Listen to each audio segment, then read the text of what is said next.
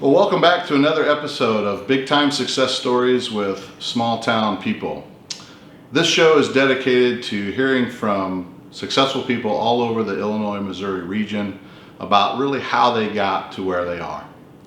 My name is Jeff Seeberger. I'm with Kelsey Brenneisen, and we are the hosts for the show. Today we're fortunate enough to meet with the president of St. Mary's Hospital in Centralia, Illinois, Damon Harbison. Hello, everyone. So Damon, thanks for being here with us today. Thank you. So Damon, tell the audience how you got to where you are, how you grew up, where you grew up. Give us a little bit of the history of Damon. Sure, I'd love to. Talking about myself is my favorite hobby. Actually, I can't stand it. I'm more about making others feel good about themselves and how I can make them feel than, talking about myself. But I appreciate what you're doing here. So hopefully someone can take a nugget of my happiness and what I think is success and turn it into theirs. So I appreciate it. Sure. Background and how I grew up, I think, is one of the biggest foundations for me on how I got to where I am and why I think that's successful.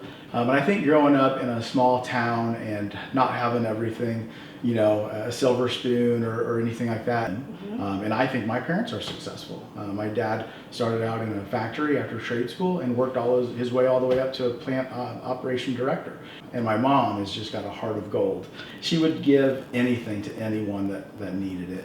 And one thing that I've always carried throughout is that feeling that she made others feel. And so you see that in me, right? I mean, they worked hard to provide what we had.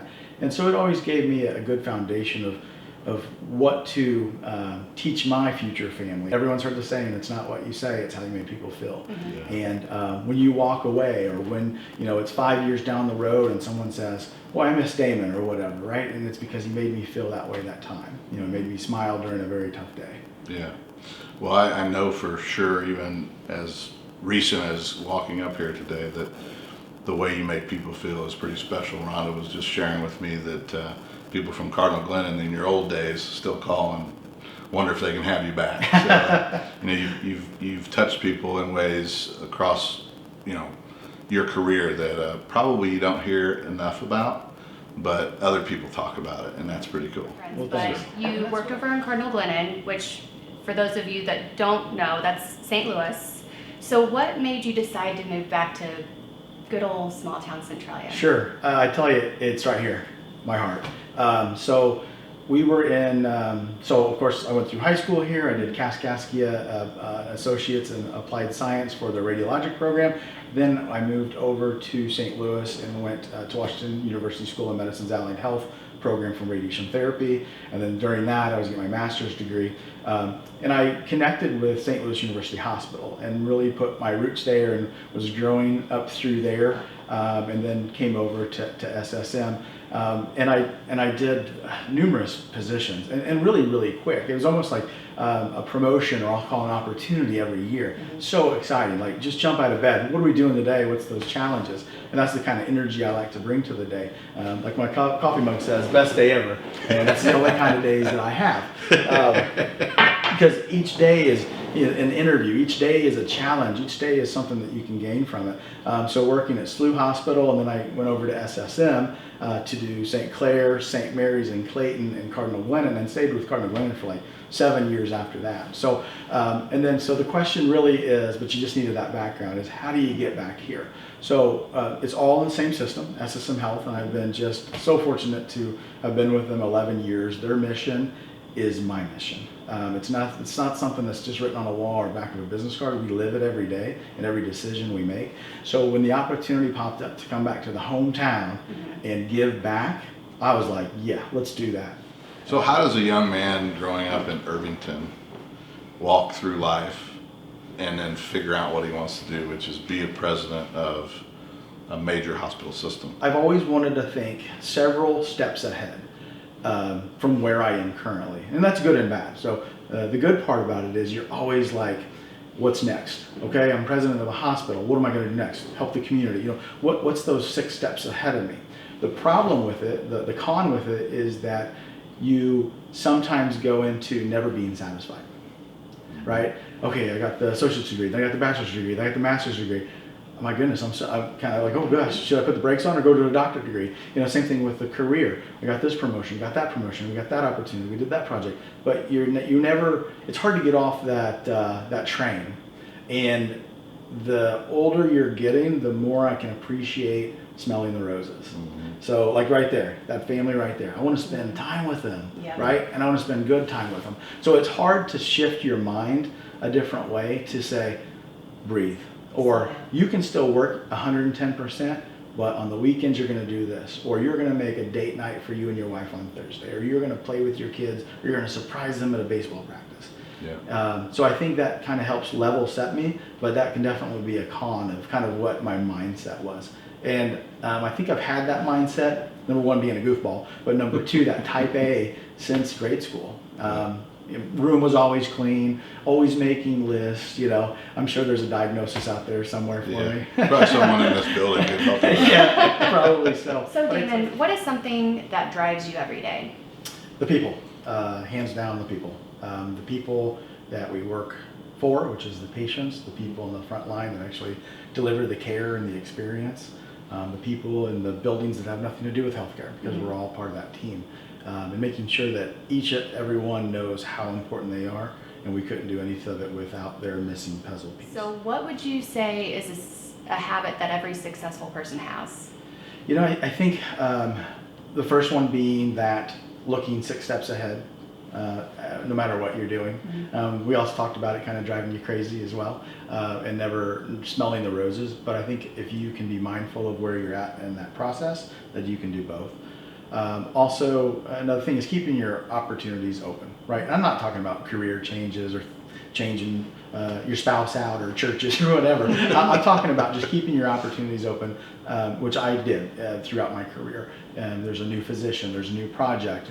Be the first to raise that hand. I'm interested in that. I'd love to help.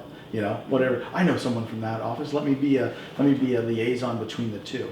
So that's what I mean by keeping your opportunities open. And then another one for me is that how I make people feel. Remember, I learned that very early on from my mom, and I will carry that on for the rest of my life. And the final attribute, if you will, is the attribute of being able to meet people and to public speak. What is 98% of the people are scared to death to do a public speech and go on camera or meet someone new. Get that out of your brain. Mm-hmm. Get it out of your brain. If you can go walk into a room, smile, go up to someone you don't know, shake their hand, and tell them your story, and they do the same, you just met a new friend. Mm-hmm. But so many people are so scared. You get that heart racing, and you start sweating, but really it's a new opportunity. Yeah, that's awesome. So we've talked about a lot of different things, okay? So I'm going to hit you with a little bit of a harder question maybe today. If you look back on all the things that you've experienced, and you're 40-something-year-old today, right? What would you at 40 tell yourself at 20 or 25 about what to expect the next 15, 20 years? Ooh, that's a good one. I think first that pops into my mind is 4 kids really the right number?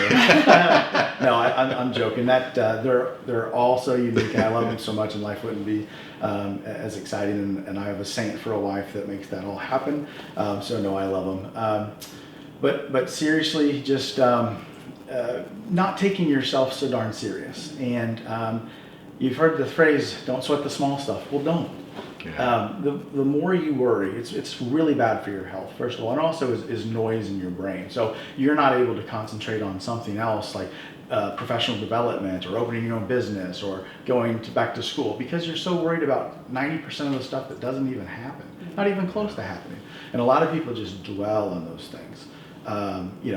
We're human. That's what happens. But I think this kind of shake myself at 20 from 40 and say, seriously, don't worry about it. Yeah. It was many years after my 20s that I figured that out. Yeah. Well, Damon, I appreciate it. We appreciate your time. We appreciate the nuggets. I guess one final thing before we leave would be, if somebody is watching this video 3 years from now, and it's out there, it's on YouTube, what do you want them to be able to take from it and apply to their life or their business that you think would put them on the track for success? What's that one thing maybe that you could give if they take nothing out of I don't know the video, but this, what would this be? Gosh, so you're summing the video up in like 5 seconds. That's why we wait until the end. Yeah. So they have to watch plan. all the way. Good MO. So what I think the takeaway would be, that is a tough one. We talked a lot about new opportunities and keeping your eyes open, and that's probably the biggest one, because if you think about it, everything else feeds into it. So if you're not open for an opportunity, it doesn't matter if you spoke or you shook that hand. It didn't matter that you were thinking 6 steps ahead, because you're not even looking. You're blinded by being closed off of not having a new opportunity. Well, man, thank you for your time. It's really always a pleasure to visit with you, especially to promote you and what you guys are doing here. So, thanks again for your time. Thank you. Thank you. We're here for you. So Thank you both. right. Anything else I can do, let me know. all right. We will. So that's it for today's episode on big time success stories with small town people. Damon Harbison was our guest today. Thank you for watching. Thank you. Thanks.